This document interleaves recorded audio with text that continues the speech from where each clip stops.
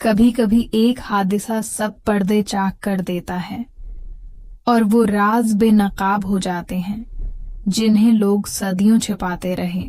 ऐसा ही हादसा इस दिन पेश आया जब अरसलान ने गुस्से और गुरूर में अपने बाप इकरम बाबा को दहलीज से बाहर धकेल दिया।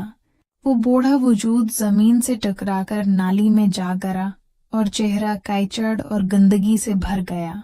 अरसलान दरवाजा बंद करके अंदर चला गया और हमजा ये मंजर देखकर कांप उठा।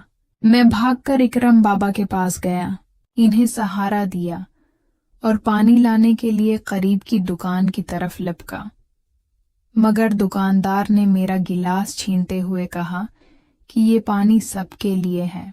अगर उस गिलास में उस गंदे को पानी पिलाओगे तो मेरा दिल भी खराब हो जाएगा, लिहाजा उसे अपने घर ले जाकर साफ करो। ये बात मेरे दिल पर तीर की तरह लगी, मगर मेरे पास कोई जवाब न था। जेब में मौजूद चंद सके निकालकर बोतल खरीदी और वापस लौट आया, मगर वहां देखा कि एक 7 साला बच्ची आलिया पहले ही दादा के चेहरे को अपने छोटे से दोपटे से साफ कर रही थी। उसके नाजुक हाथ लरज रहे थे मगर मोहब्बत में डूबे हुए थे। मैंने आगे बढ़कर पानी डाला और इकरम बाबा का मुंह धो दिया। आलिया ने अपना स्कॉल वाला टफन मुझे पकड़ाते हुए कहा, इनकल ये दादी अब्बू को खिला दें, मैं देर हो रही हूँ स्कूल के लिए। जब मैं बड़ी होकर कमाने लगूंगी तो रोज उन्हें पराठा खिलाऊंगी, अभी ये बर्दाश्त कर लें। ये कहकर वो अपने दादा के माथे को चूमा और स्कूल की तरफ दौड़ गई। उसके मासूम अल्फाज ने मेरे दिल को झंझोड़ दिया। मैंने इकरम बाबा को एक साफ जगह पर बैठाया और टफन खोला तो अंदर आधी रोटी रखी थी। मैंने नवाला तोड़कर उनके मना में डाला तो वो आंसू बहाते हुए कहने लगे, मेरी बच्ची भूखी स्कूल जाएगी, ये खाना उसे दे दो, मैं समझूंगा कि मैंने खा लिया। मगर मैंने कहा कि बच्ची के लिए मैं दुकान से कुछ खरीद दूंगा और ये खाना आपको ही खाना है।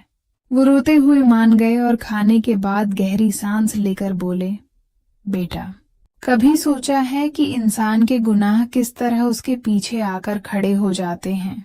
मैंने भी अपनी जिंदगी में एक ऐसा जुर्म किया है जिसका बोझ आज तक मेरे दिल पर है और शायद मेरी यही सजा है। तुम सुनना चाहते हो तो मेरी कहानी सुन लो, ताकि तुम्हें भी समझ आए कि बेटियां अल्लाह की रहमत होती हैं। मगर मैंने उस रहमत को अपने हाथों से ठुकरा दिया। इकरम बाबा ने कांपती हुई आवाज में अपनी कहानी शुरू की और मैं पूरी तौजा से सुनता रहा। वो कहने लगे, हमजा बेटा, बरसों पहले मेरी जिंदगी बहुत मुख्तलिफ थी। मैं जवान था, मेहनत मजदूरी करता था और मेरा घर खुशियों से भरा हुआ था। मेरी बीवी रोबीना नरम दिल और साबर औरत थी। उसने मुझे हमेशा वफादारी और मोहब्बत दी, मगर मैं अपनी जिद और जहालत के हाथों अंधा था। मेरे यहाँ एक बेटा और एक बेटी पैदा हुए। बेटे का नाम इरसलान रखा और बेटी का नाम मरियम।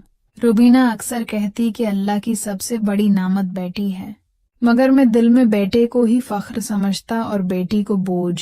जब मरियम पैदा हुई तो मैंने रोबीना को इल्जाम दिया कि तुमने मेरे नसीब में एक बोझ डाल दिया है, हालांकि वो मासूम फरिश्ता मेरी जिंदगी की असल रोशनी थी। मरियम बड़ी नाजुक और मासूम बच्ची थी, अक्सर मेरे कदमों में आकर खेलती, मगर मैंने कभी उसके माथे को प्यार से नहीं चूमा। उसकी ख्वाहिशें मैंने हमेशा ठुकराएं।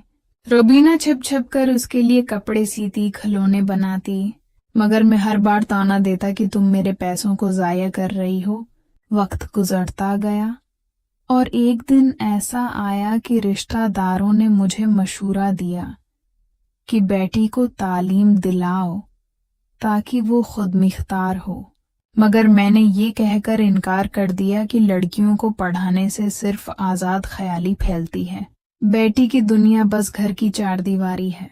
ये जहर मैंने मरियम की जिंदगी में भर दिया, मगर मरियम हमेशा खामोश रही, आंखों में आंसू छुपाकर मुस्कुराती और अपनी माँ से कहती, अम्मी मैं बाबा को नाराज नहीं करना चाहती, बस इनका दिल खुश रहे। एक दिन एक हादसा हुआ। मरियम शदीद बीमार हो गई।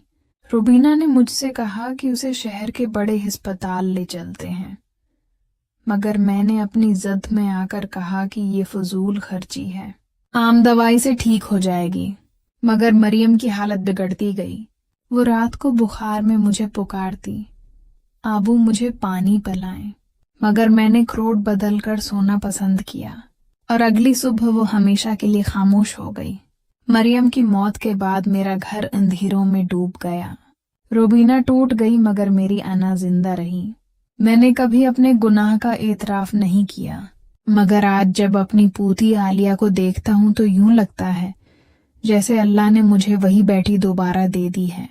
मगर फर्क ये है कि अब मैं कमजोर हूं, लाचार हूं, बेटे के जुल्म सह रहा हूं। शायद ये मेरी उस वक्त की सख्ती की सजा है कि बेटे ने आज मुझे ठुकरा दिया।